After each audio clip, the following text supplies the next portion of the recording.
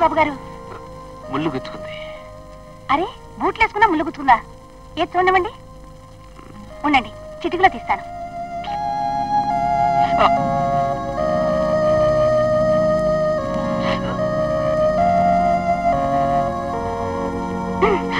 అమ్మో ఎంత పెద్ద ముల్లో!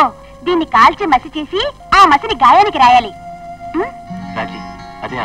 అట్ట అనకండి బాబు, మసి చేయకపోతే మళ్ళీ గుచ్చుకుంటుందట. చిన్నప్పుడు మా అయ్య చెప్పాడు.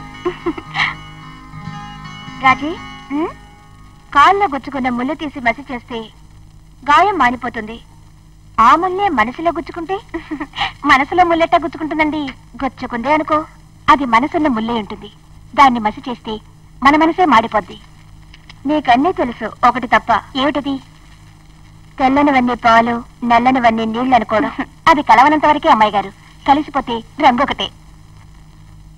ఒట్టి అమాయకురాలు క్షణంలో మాయమయ్యే మెరుపును చూసి శాశ్వతంగా నిలబడే వెలుగనుకుంటోంది.